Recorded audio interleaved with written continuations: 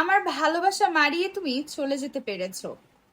আমার ভালোবাসা তোমার সেই সাহসের সমান হোক। আসসালামু আলাইকুম এভরিওয়ান, অনেকদিন পর হাজির হয়ে গেছি আপনাদের সুখী জীবনে একটুখানি দুঃখ বিক্রি করার জন্য। আজ আমি একটি বই নিয়ে হাজির হয়েছি। আগেই বলে নেই যে এই বইটা নিয়ে আমি কোনো রিভিউ করছি না, শুধুমাত্র থাকবে আমার পার্সোনাল ওপিনিয়ন, আমার কাছে কেমন লেগেছে এবং বইটি কারা পড়তে পারেন। শুধুমাত্র ছোট্ট একটা সাজেশন থাকবে যে আপনারা চাইলে উইশ লিস্টে অ্যাড করতে পারেন। আজ আমি যে বইটি নিয়ে কথা বলতে চলেছি সেই বইটির নাম হচ্ছে এই দুঃখী থাকার বিস্তারিত সরঞ্জাম, স্বপ্নীল চক্রবর্তীর লেখা এই বইটি। এপার বাংলা এবং ওপার বাংলায় তার কবিতার বেশ ডিমান্ড রয়েছে। যারা আমরা কবিতা পড়তে পছন্দ করি তাকে একটু হলেও চিনে থাকবো। সরাসরি কোনো আলতু ফালতু কথা না, চলে আসি বইটার ভিতরে কি ধরনের কন্টেন্ট রয়েছে সেই দিকে। বইটার ভিতরে যে কবিতাগুলো রয়েছে সেই কবিতাগুলো বলবো না আহামরি, বেশ বড়, বেশ ছোটখাটো কবিতার মতো বলতে পারি। এক ভাষায় যদি বলি যে অনুকাব্যের মধ্যে পড়ে, কিন্তু অনুকাব্য সচরাচর হয় 4 লাইনের অথবা 5 লাইনের, এখানে আরেকটু বেশি 6-7 লাইন আছে। এবং সেইখান থেকে আমার কাছে মনে হয় যে না, বইটা বেশ ভালো লেগেছে আমার কাছে। যেহেতু আমি লং কবিতা পড়তে পছন্দ করি না, আমি কবিতা লিখতে গেলে ভীষণ লম্বা করে ফেলি, কিন্তু আমার লম্বা কবিতা পড়তে নিজের কাছে অসহ্যকর লাগে। সেখান থেকে আমার কাছে কবিতার বই আরো কন্টিনিউ করা ইজি হয়ে গেছে। এখানে ম্যাক্সিম নামে কিছু কবিতা রয়েছে, 1 2 3 4 করে কিছু কবিতা রয়েছে। তার মধ্যে ম্যাক্সিম 5 একটা কবিতা রয়েছে। সেই কবিতাটা এমন যে, আমার প্রার্থনার ভাষা তোমার চোখের চাইতেও কম সুন্দর। এই ধরনের রোমান্টিক কবিতা যদি আপনি আপনার পার্টনারকে শোনান, সে ওই জায়গাতেই একদম ফ্ল্যাট হয়ে যাবে আপনার উপরে, যে আয় হায় এটা কি শোনাইলো।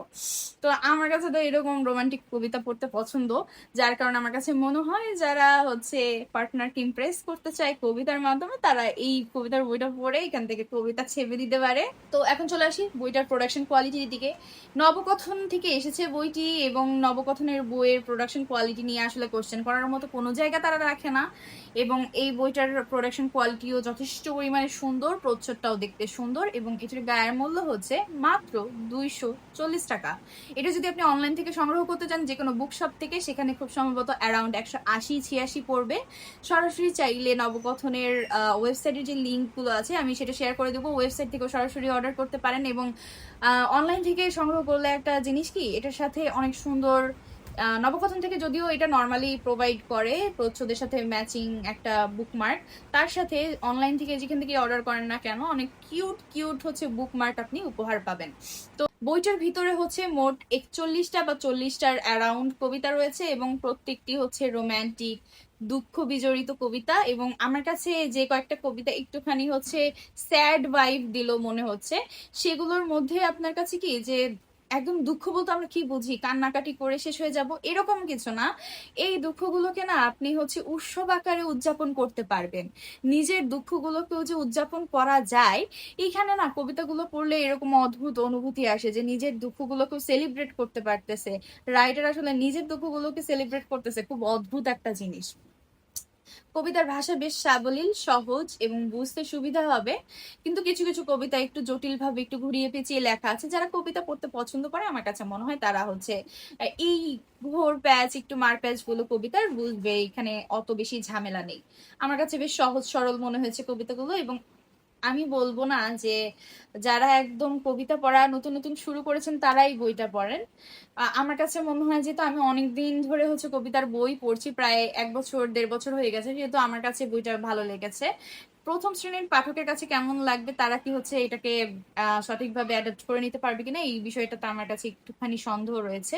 যদি ভালো কবিতার বইয়ের সন্ধানে থাকেন, সেক্ষেত্রে আপনার উইশ লিস্টে এই বইটা অ্যাড করতে পারেন। আমি আজ আমার পার্সোনাল রেটিং নিয়ে একটু কথা বলবো।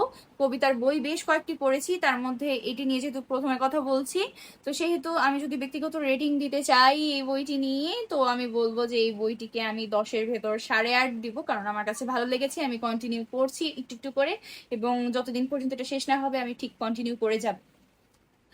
এই বইটি সংগ্রহ করতে চাইলে আমি আমার কমেন্ট সেকশনে লিংক দিয়ে দিব, সেখান থেকে সংগ্রহ করতে পারেন, অথবা রকমারি বুকলেট যে কোনো অনলাইন বুকশপে গিয়ে বইটার ছবিটা দিয়ে দিলেই তারা আপনাকে ডিটেলস দিয়ে দিবে।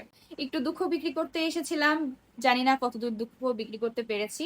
আমাকে মনে রাখার চেষ্টা করবেন, আমি চেষ্টা করব আজ থেকে ভালো ভালো কিছু বইয়ের সন্ধান আপনাদেরকে দেওয়ার জন্য।